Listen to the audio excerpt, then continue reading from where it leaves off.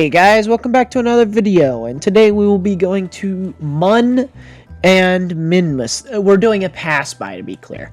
Last playthrough, we didn't quite get enough science for the tier 3 part of the game, or part of the research pool, and it's kind of essential for us to have that, because it comes with struts and it comes with better engines, especially for landing on the MUN, which will be in the next video, by the way.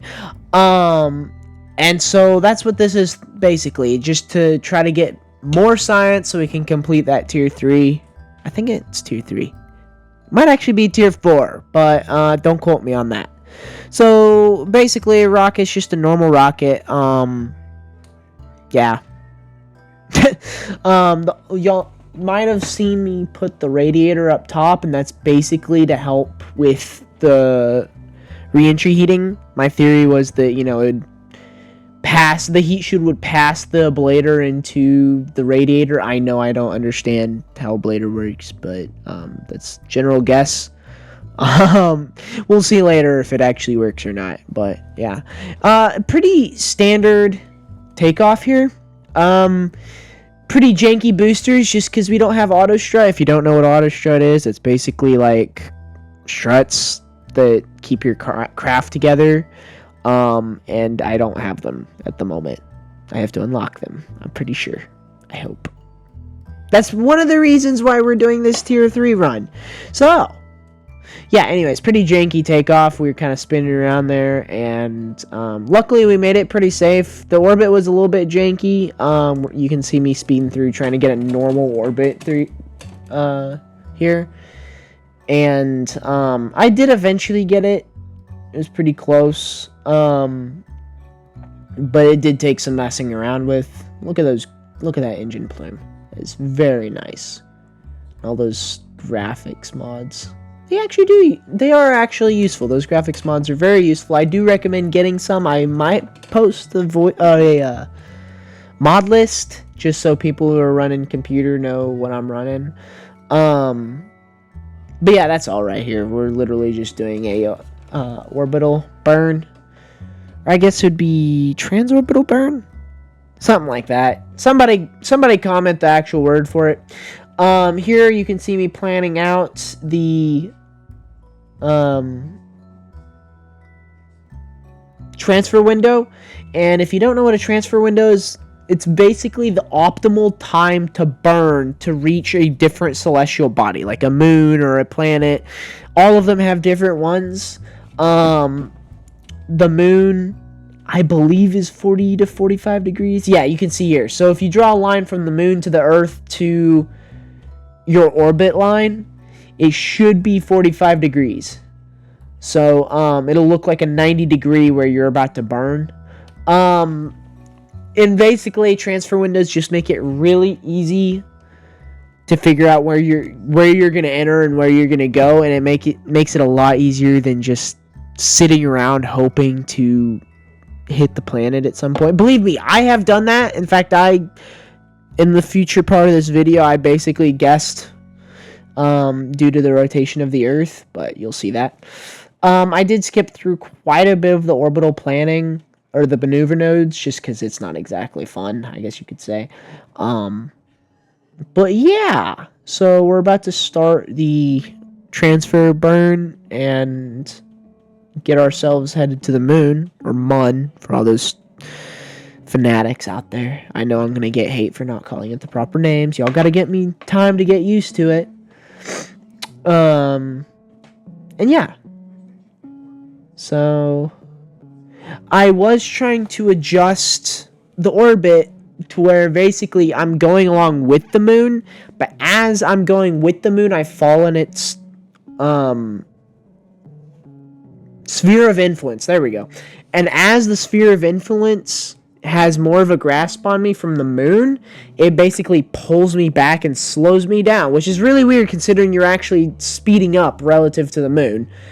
And slows me down to where my orbit after I get past the moon is actually lower than what it was beforehand. It saves a lot of delta V, which is very helpful.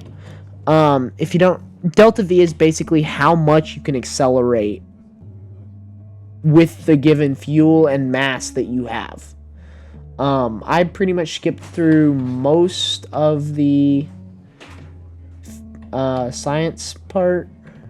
But as you can see, there is not much here. I tried transferring all the science via transmission just to make it a little bit easier. I don't think it would have actually done something because I don't have a scientist on board, but you get the meaning. Anyways, there was a whole bunch of transmission loss, and I was only going to get like 40% of the data, and I don't want, 9 research points if I was supposed to get 20, and I know I'll survive on this one, so I just didn't transmit it. I will be exploring with transmission stuff later on, just not this time. I am trying to see if I can get a MUN orbit, but I just ended up doing a pass by because I didn't have enough delta V. I really wish I did, but I didn't, and it's frustrating, but I got through it. Doing science again. We ended up getting quite a lot of science from the MUN because MUN is cool and we love science. And even though the space is basically no different above MUN than it is Earth, but we don't talk about it. Kerbal terms, right, guys? And this is when I noticed that I ran out of electricity. Big issue later on, by the way. I don't think I show it in this video, but I tried making a probe and it absolutely failed because I did not put any form of power on it, and so I did not know that transmissions took so much data.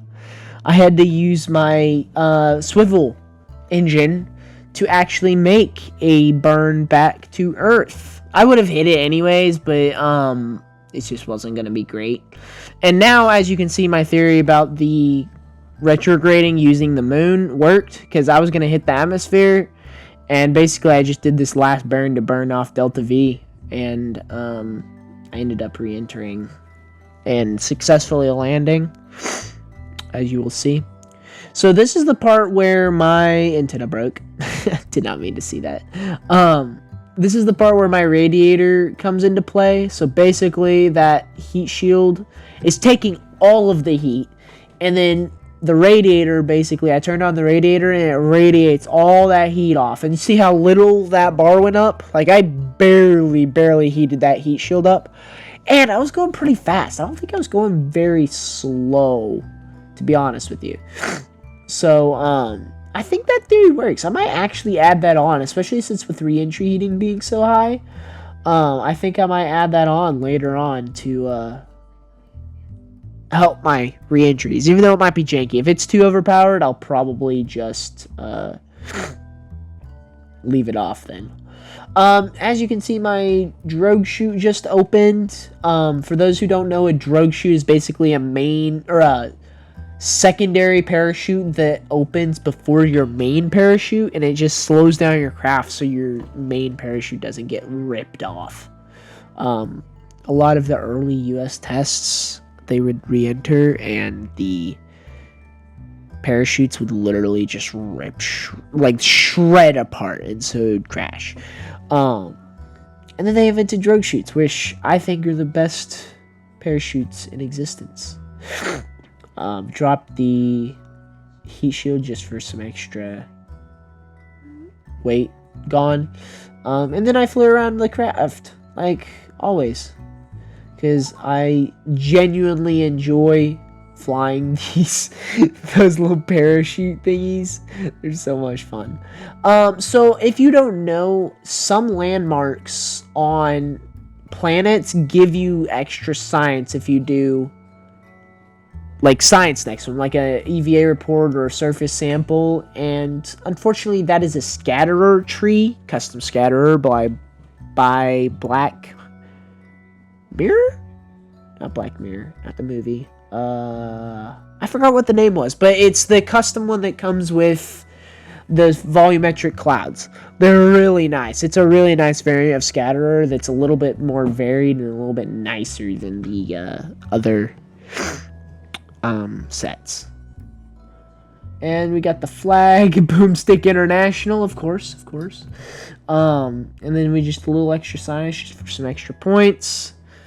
Just so y'all know, you can get science for every biome on the planet. So that's why I did the extra science. We got like 120 something science out of that. That was beautiful. And so I ended up picking, I believe I picked the probes, the better rocketry, which gives me one size bigger, plus the Terror engine, which is going to be beautiful for landing on the moon, by the way. It is one of the best space engines for smaller craft. I was trying to pick through construction plus science, and I ended up doing science because it came with a probe plus an extra science junior, and science junior is, I think, one of the best science modules in the game. And I needed a little bit extra, so I can unlock a third construction science node, which has the struts, like I mentioned before, to stabilize my craft. They are essential to Kerbal Space Program.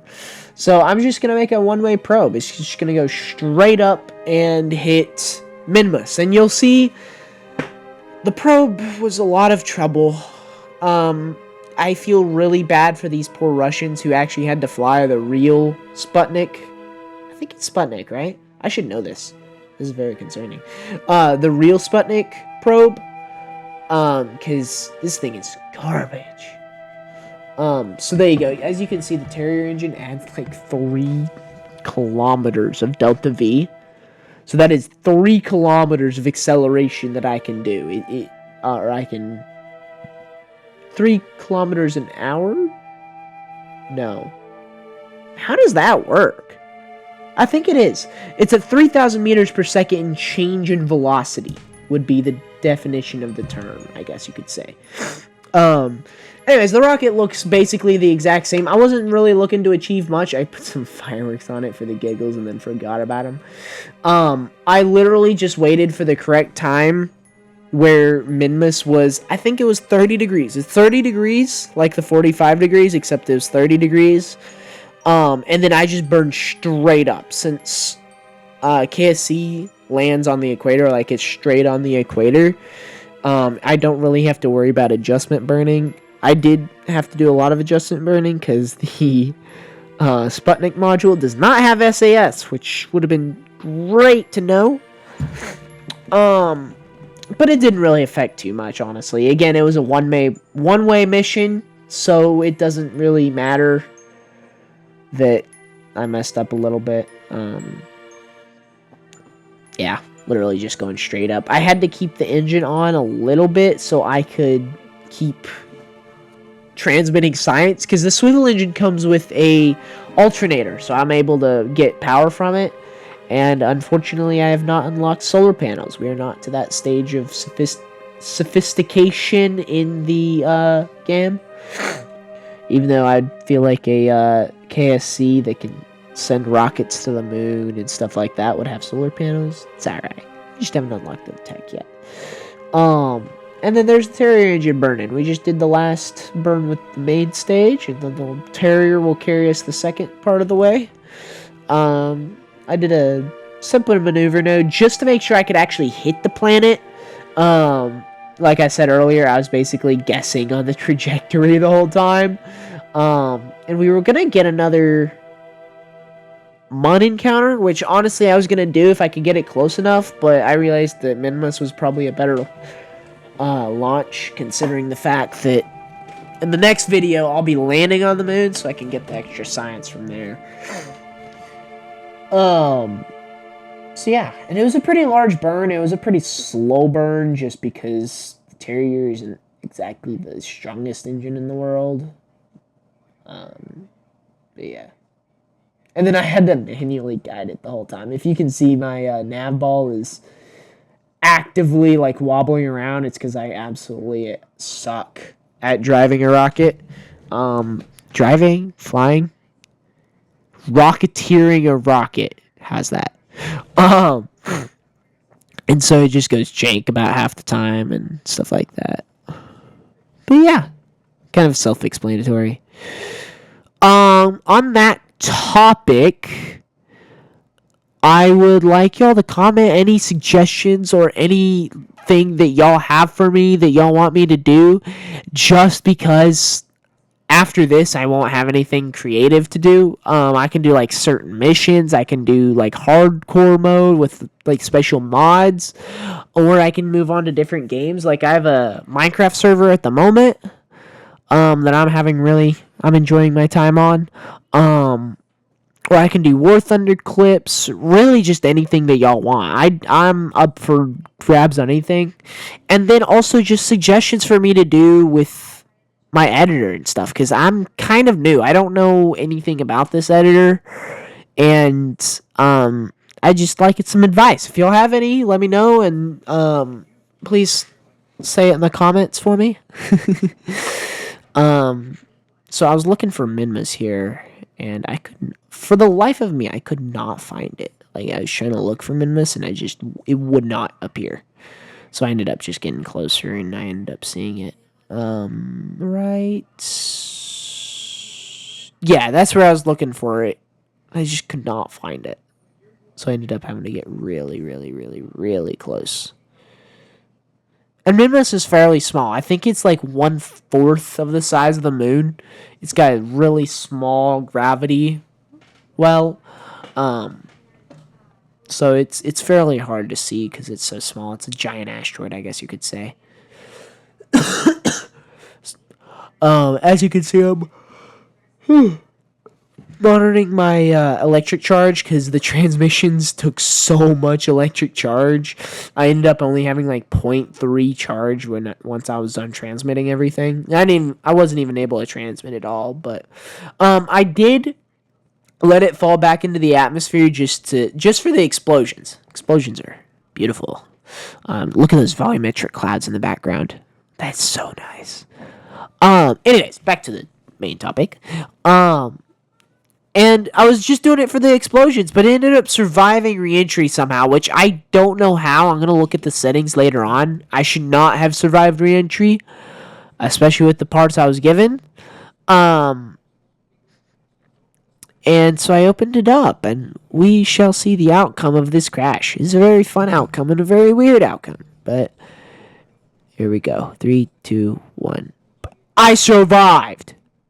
Explain to me how this game is supposed to be realistic if I just survived a 50 meter per second drop, by the way. 50 meter per second. Anyways, but that's not really that important, I guess.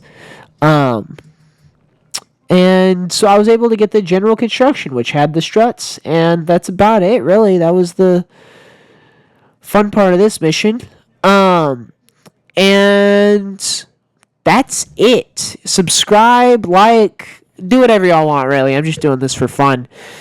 And y'all have a great day. Bye.